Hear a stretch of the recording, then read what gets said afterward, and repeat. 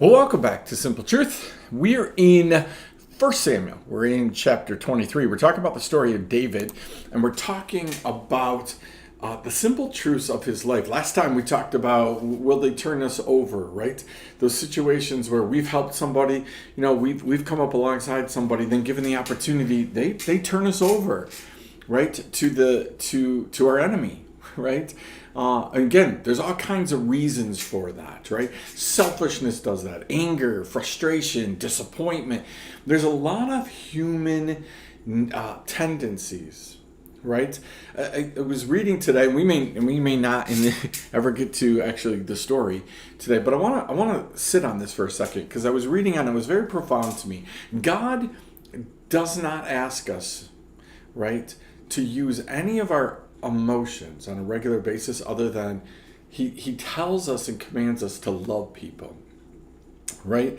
There's a whole bunch of fruit of the spirit that are going to come out of things, and there's a whole bunch of stuff, and we're going to have compassion, and we're going to have all that stuff, right? But God doesn't tell us to get compassionate about people. He tells us to love people. Right? It's the emotion. We get caught up in all of these feelings, the disappointments, right? He tells us, in your anger, don't sin. Right? He tells us all kinds of things, right? But what God commands us to do is to love. It's the one emotion, the one thing that he wants us to focus on because it will control all others. And that's why when we're in a situation, so David and his men, they just save a city, but now that city is going from facing a foreign enemy to the king is coming to deal with David. And they've already heard of what King Saul has done to other communities, other people who have supported David. So Saul's coming to a city. You know what's going to happen, right? This city, these people, they're going to look at their women, their children, right? They're going to look at their relatives, family, friends, businesses. They're going to look at everything.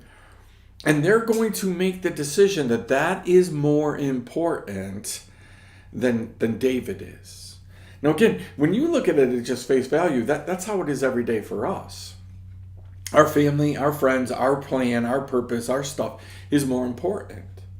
But that's not what God asks us to do. God asks us to choose him. His plan, his purpose is more important. And so what God says is love, right? To truly, truly love people. Isn't it funny that years earlier, a lady named Rahab in the city of Jericho, she was faced with the same type of decision, and she chose to hide two spies. Her and her whole entire family are saved, right? These people, God says to David, they're going to turn you over. And they're going to turn you over out of fear.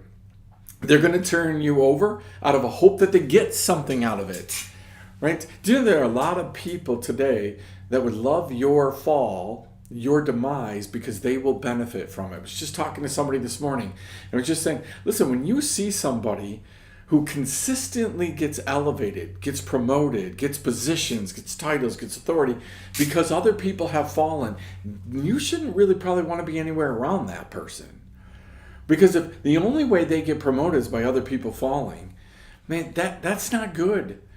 And so there is that. There are people who get angry, right? We're doing what they want. We help them. They love us. And then we say no. And then boom, all you have to do is watch kids. I watched that this morning down here, right? Everything's great until you tell a little kid no. And then boom, fit.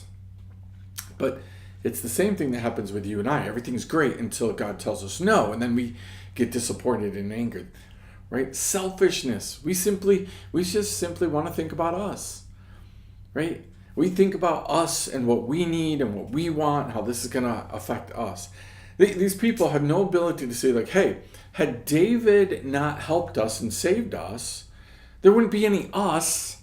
There wouldn't be any women and children. They'd be slaves and captives. They'd be somebody else's wife, right?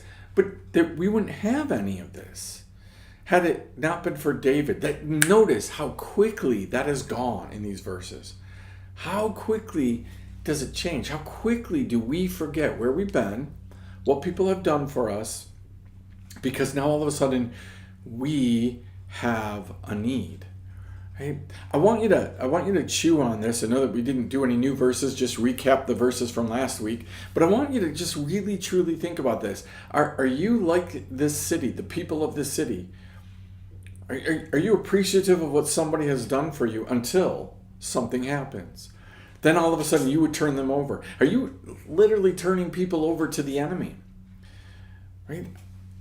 We need to focus on the fact that God has told us to love people, that his plan, his purpose is above that of men. Don't know how many more times I can say, there's a way that seems right to man, but it leads to death. God's ways are higher than our ways. Right? Be really careful. Be careful that you're following God's plan, or you might just be turning people over to the enemy.